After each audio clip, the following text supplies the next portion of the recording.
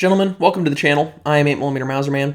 This video is going to be a little different than videos I normally make. I don't normally do a lot of tier lists. This one's specifically going to be on fixed carry handles and fixed rear sights.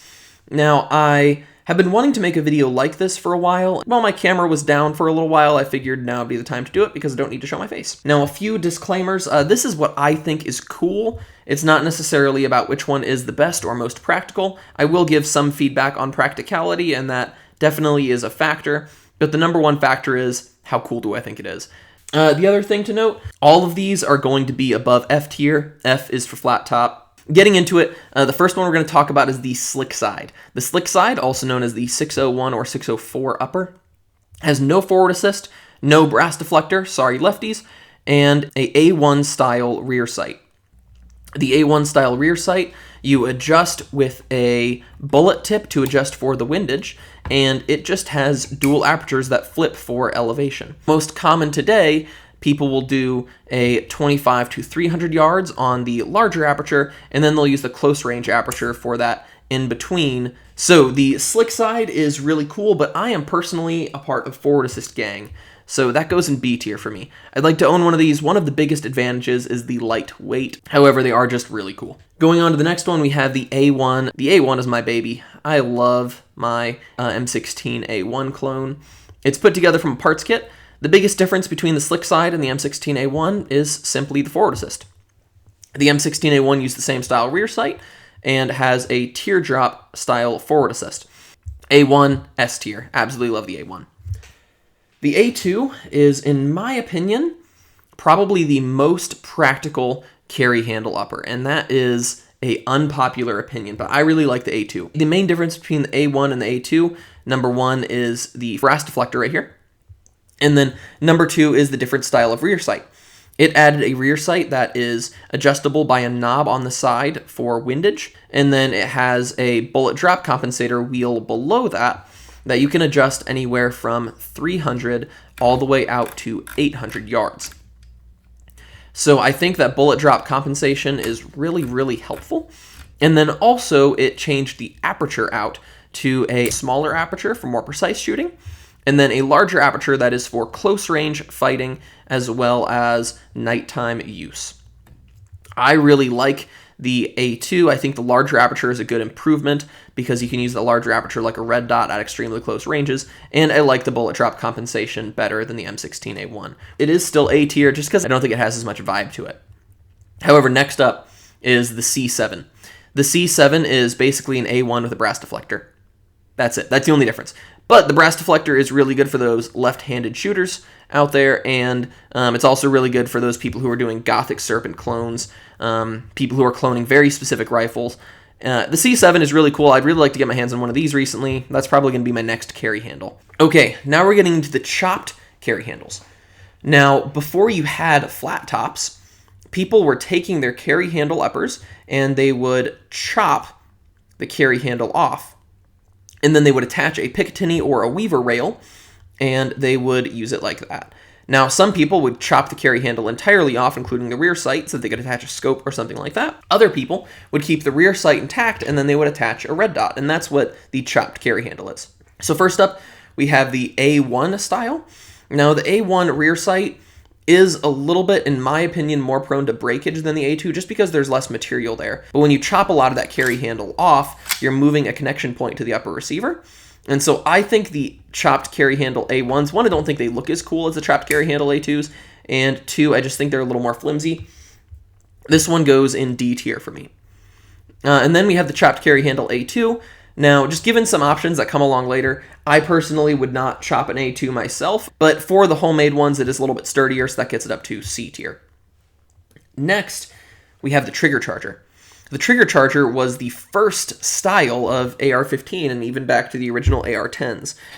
So it's basically a 601 slick side style, but there is a trigger, and that trigger is the charging handle. So there's no T-charging handle on the back. Instead, they have this trigger charging handle. One of the things you lose out on is the ability to mount optics.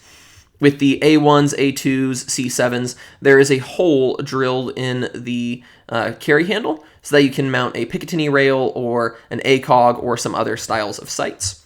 and that is missing on the trigger charger. I do think these are really cool. They're just not something I'm personally super interested in. So as awesome as it is, it's going in C tier for me. Getting into some of the more obscure ones now. We'll talk about this one first. This is the Ute 2. The Ute 2 is a Rock River Arms upper, and it's basically a chopped A2 carry handle, but made that way from the factory. So the Ute 2, in my opinion, is really sweet. I'd love to own one of these one day. One of the big problems with this is that since there is this big A2 rear sight in the back that you can't remove, you're basically stuck with red dots. And I'm a big fan of prism scopes, so I'm going to put the Ute 2 in B tier. As cool as it is, it's just not quite as cool as these other ones. All right, now going to the Ute.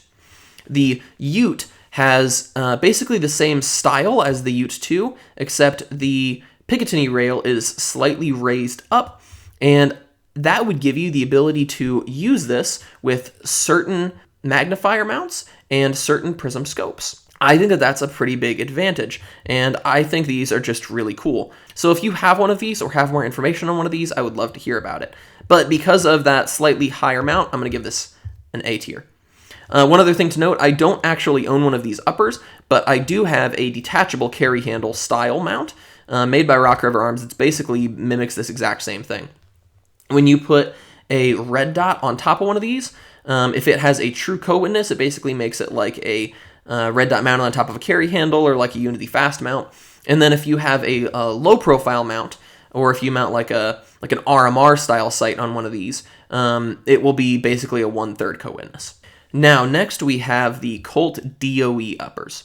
Now, the DOEs, from my understanding, are the first pistol caliber Colt uppers.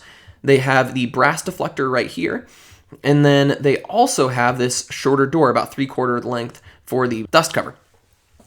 These are really neat. They don't have a forward assist. You're limited to 9mm with them, but they do still have that hole to attach optics. I'm going to put the DOE uppers in C tier. As cool as they are, they're just not something I'm personally as interested in. Next up, we have the M16K. You've possibly never heard of an M16K. They're not super common, and basically, if you want one today, you need to make it yourself. The M16K has a standard A1 style rear sight with no forward assist or brass deflector, and the front sight is actually attached to the upper, to the front of the upper. These are made for extremely close range, like 25 yards and in, and vehicle use, like armored cars and that kind of thing. So the idea was, if you need to get out of the car fast, not having a front sight post that can snag on various things. Now, I'm not personally probably ever going to build one, so they're really cool, just not something I'm personally interested in. Okay, next up we have the Olympic Plinker. The Olympic Arms was basically the Palmetto State Armory of its day, making very budget, sometimes low-quality ARs for the masses. They did make the Plinkers as basically just C7s, but this one here that I'm talking about is a C7 with an upper that I think is cast, and they didn't make the cutout right here. Maybe that's cost saving, maybe since it's cast and it's a little weaker, they didn't want the upper to break off as easily, so they left a little more material there. So it's basically just a less cool, non-mil spec, ugly C7. D tier. Last thing, we have the T65. And I'm saving the T65 for last because it is technically not an AR-15. But the upper is compatible with AR-15 parts. The T65 is a Taiwanese assault rifle that was made around the same time as the original M16s were coming out. And given the US's relationship with Taiwan at the time, it does still have an A1 style rear sight, sort of. The rear sight is adjustable by hand without having to use a bullet tip. It does have a pretty similar aperture system to the A1 style. However, you'll see this little piece sticking off the back here, and that is actually a night sight. If you get one of these today, the night sights aren't going to really work anymore. You know, radioactive material in it that makes it glow in the dark has gone away. So they didn't end up going with a carry handle, but there's no way to mount an optic. Even with that aside, I still think these are really cool, so I'm going to put that up in B tier. So this is my tier list. If you are interested, I will leave this in the pinned comment so that you can go and make your own. If you want to see more videos like this, I have one on some of the detachable rear sight options that are available on the market. So if you'd like to see that, let me know, in the comments. All of that being said, I am 8mm Mauser Man, and I probably triggered a lot of people with my opinion of the N16A2, but I lived on.